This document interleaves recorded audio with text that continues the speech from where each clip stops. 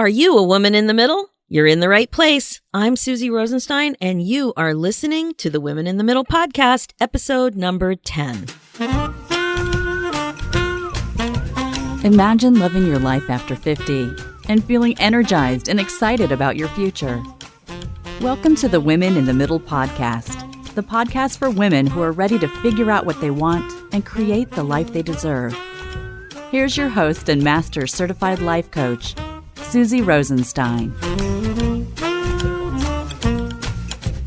Hey there, thanks so much for joining me for this week's episode, which is all about whether or not the glass is half empty or half full when your kids leave for university or when they just move out, and how your perspective on this empty nest milestone can really affect how you adjust to the new normal. You may recall that in episode 4, I talked about my life lessons from mom and how important it is for you to really think about what's important for you to share with your kids as they head out the door for more independence and being more on their own than ever before. I've heard back from some of you who told me that it was really helpful and it got your personal life lessons list kickstarted. So that's awesome. Make that list your own. This episode is more about you than your kids. It's about your perspective and how you can look at this interesting phase of life. So yesterday, I happened to be on the deck of the cottage at the picnic table preparing my notes for this episode. Now, when you're listening right now, a few weeks have gone by. But when I was actually making the notes, my husband and kids were inches away from me and my laptop. I love working outside at the cottage because there's a nice view. Anyway, they were playing a board game on the last weekend of the summer that we would all be together before the big weekend where 2 of the 3 kids are moving out to school.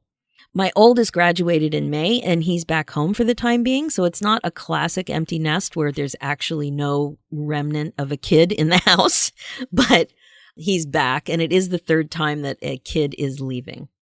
It's a weird year for sure.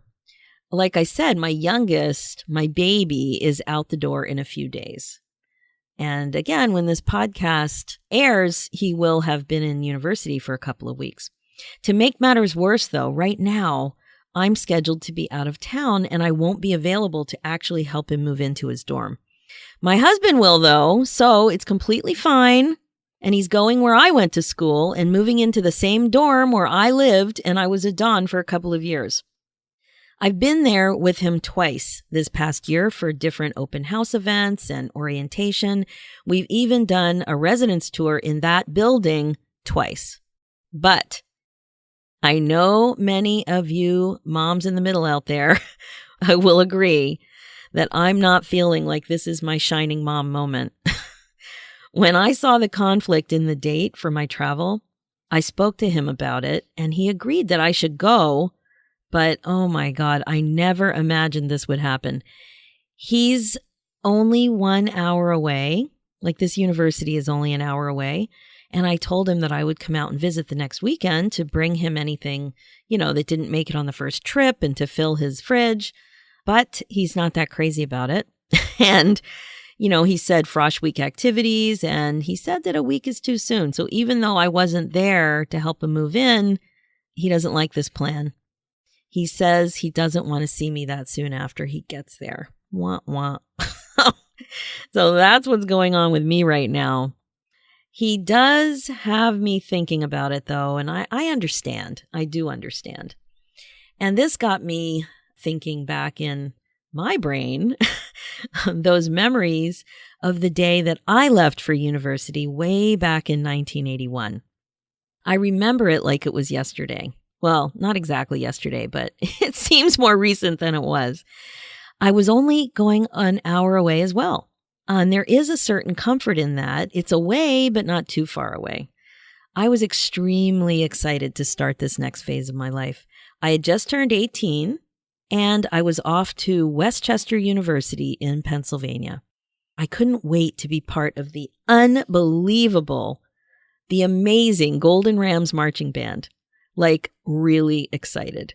This band had a reputation for holding the last note of their show for a really long time, like 4 or 5 minutes, if I remember correctly. And the experience of being blasted by this huge wall of sound made an enormous impression on me because I was in marching band and oh my gosh. Anyway, of course, I was also excited about having more independence, but the lure of this marching band could not be overlooked. I'm also the oldest of 5 girls in a single-parent household, and I was the first one to leave for college, so it was pretty noticeable family milestone too. Seriously, it was a big deal. So off we went. My mom drove me out, and my stuff was all unloaded into my new room. I don't know if you guys remember what you took on that trip to school, but I had this groovy, large black and white stereo system, plastic. And that's what I mean by groovy. I had my favorite albums, and I believe it was Elton John's Greatest Hits, Three Dog Night. I think I had the Nutcracker Suite. I did enjoy studying too classical music. Anyway, those were the days. And I had some of my favorite posters. I had a new comforter, and I had a tiny square rental fridge all ready to go. I was pumped. I knew I would just love going to college. There wasn't a question in my mind. So when I got all set up, I walked my mom out to the car, and I noticed that she had started to tear up. I was confused. I was very confused by this. My thoughts were, what is your problem? This is the happiest day of my life. I actually thought that. So away she went, and I skippity-doo-dah back to my room. Clearly, we were not thinking the same things. My mom told me years later that she held it together until she got on the highway, and then she had to pull over and have a cry. She told me that. And of course, now I totally understand it. So I'm glad she waited a few years to tell me, because my mindset at that moment would not have been very, compassionate. I just didn't really understand. Flash forward 36 years to my youngest leaving the nest in less than a week. Like me, he will only be going an hour away. His rental fridge will also be waiting for him in his dorm room. I made sure to rent a little rental fridge, though, with that tiny little freezer at the top, because he is a bit of a foodie, and I knew he would find something to put in that freezer. In fact, when I told him I rented a fridge, it was the first question he asked. Unlike me, though, his stereo is neither groovy nor large. The biggest thing he will be bringing is a printer. And I'm sure that's the same with your kids. The stereos have shrunk. Things have definitely changed. He will also be moving into a single room in a huge dorm where most of the rooms are single. So like I said, it's the same dorm that I lived in when I transferred to this university in 1983. How crazy is that? When we toured the residence in the spring, I noticed the mailboxes right when we walked into the building, and I thought to myself how much things changed. I used to write to family and friends all the time, the old-fashioned way, with pen, envelope, stamps, and that's just not happening anymore. The building even smelled the same. I didn't even know that there was a smell, but when I walked in, I noticed it right away. And I also noticed the wall color in the rooms had changed. Back in the day, they were like this burnt brown, rusty kind of color, and now it was like a much brighter green. And one of the 3 cafeterias in the dorm had been converted into offices. But overall is pretty much the same, and it is really, really going back into time. It's so much fun. So in a few days, he'll be moved into his new room, and I will be in California working. Oh my gosh. And this will be the beginning of his new life. And I know that many of you are in the same boat. So I'm sure that your kids just left, and here you are. So a kid of yours is out the door. And now that you're in your home without him or her, or without a few of them, I have a question for you. Are you standing there bewildered and lost, feeling sorry for yourself? Or are you congratulating yourself for a job well done with a smile on your face? Is the glass half empty or half full? There really are so many ways to think about what it means when your kid or kids move on to start their own lives. Here are some more questions to help give you some perspective on thought options that are available to you. Are you genuinely excited for them, or are you sad for yourself? Are you proud of how confident and independent they are as they embark on their new adventure? Or are you preoccupied with thoughts about how they aren't ready? Do you think they are ready to be without you? Or are you having difficulty thinking about your life without them around every day? Do you think you can trust them with all of the drinking? Or are you having difficulty dealing with the idea of less control and less knowledge? Are you excited for them to problem solve and manage the academics without you? Or do you worry that they won't do as well without you pushing and checking in on them? Are you curious what kind of amazing friends they'll meet and how they will grow and learn more about who they are with all of these new people in their lives? Or are you freaking out that as they meet more and more people, they will have less and less time for you and your family? Are you excited for them to have a relationship and some intimate firsts? Or are you panicked about them getting involved with people you don't know and all of the other stuff that goes along with relationships?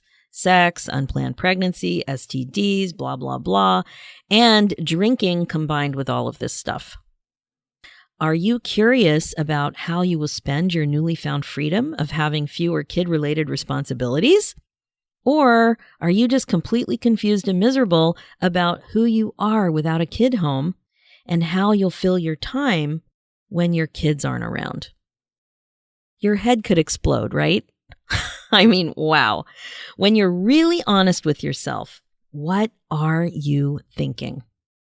Not what you're admitting to your friends and family when they ask you how you're doing. What you're really, really thinking about. A quick little test is to look at yourself in the mirror and think about how you're feeling. Just stand there for a second. Are you smiling on the inside and the outside? Or are you clearly sad?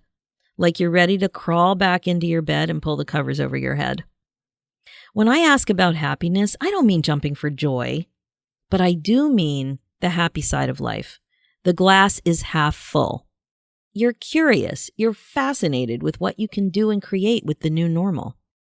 And when I said sad, I'm clearly talking about feeling like the glass is half empty. There's another thought that might also pop into your mind. That having kids in university makes you old. A middle-aged parent. Closer to being a grandparent than being a parent of a baby. Yikes. I remember when that one popped into my head, I was taken aback. All of these thoughts are a normal part of your transition into being a parent of older kids or young adults. But the thing is, you have to decide if you like the way that thinking these thoughts makes you feel. The way you think creates the way you feel. And you, my wonderful friends, get to decide if you're okay with what's going on with your feelings. Just like when my mom and I were on different planets when she dropped me off as a freshman at college, it's easy to see how there are many different ways to think about the neutral fact of your kid leaving for university. Your kid leaving is neutral. It's a fact. It's black and white. There's a date on the calendar and there's an acceptance letter to the university. Some thoughts will lead you to feelings of fear, anxiety, and loss. Other thoughts will lead you to different feelings like confidence, pride, and excitement about what you're gaining. How do you want to feel? It's so cool to know that you can feel how you want to feel on purpose. Remember, if your thinking isn't serving you, the good news is that you can change your thoughts. New thoughts will lead to different feelings and ultimately different outcomes. Outcomes that will make this huge transition easier for you to cope with. It's fine to know that you have to work on it. I hope that doesn't, kind of freak you out, that you actually have to work on it. That's what we like to call supervising your mind. And it's all good. It's all okay. If you practice thinking that you raised an awesome kid who's ready for these challenges, you'll be pretty happy with the way you feel. And then you can start entertaining the other half of this whole equation, figuring out who you are and what you want to do with all this newfound time and space. This is what glass is half full mentally looks like. This can be a huge opportunity for you. You won't see it, though, if you keep asking yourself questions like, now what will I do? And I just don't know who I am without my kids. This is glasses half empty kind of thinking, which creates a pretty sad and empty feeling. No surprise, right? As a woman in the middle, I want you to ask yourself how you want to feel as you're getting used to this phase of life. If you want to feel excited about new opportunities, what would you have to think to start feeling that way? Even a baby step might help, and I've talked to you about baby steps, bridge thoughts, in earlier episodes.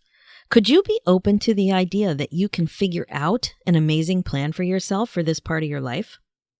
That having more time will help you do things you've always wanted to do? That you might be wrong that adjusting to this phase of life is going to be super hard? Seriously, what if this adjustment to your empty nest was easier than you ever imagined? How would you feel if you thought that? What if you practiced thinking that you were learning to parent kids who lived on their own? Can you see the difference? Thinking these thoughts opens you up to the possibility that it could really be a glasses half full scenario opening up to you before your very eyes. And these thoughts are way before you even start imagining how you can transform that bedroom. I know. Too soon, not yet.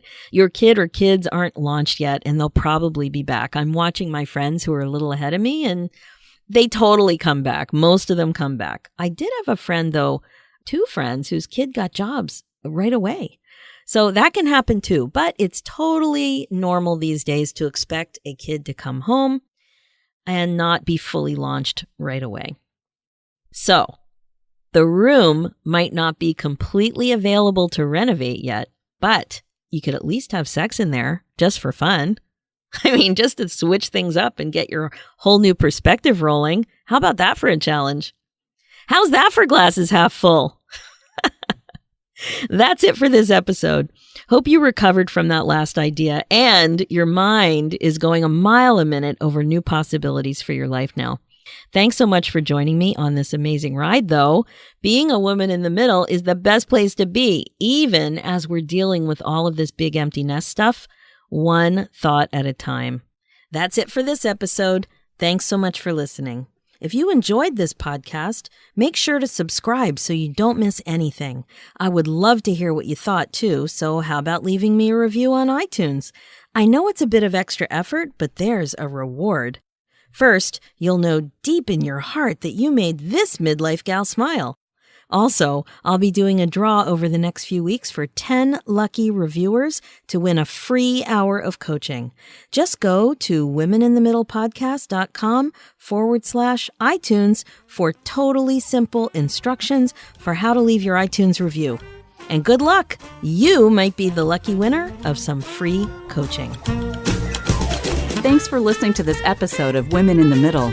If you liked what you heard and want more, head over to womeninthemiddlepodcast.com/guide to download a free actionable guide that will help you break out of your midlife funk and start living the life you want.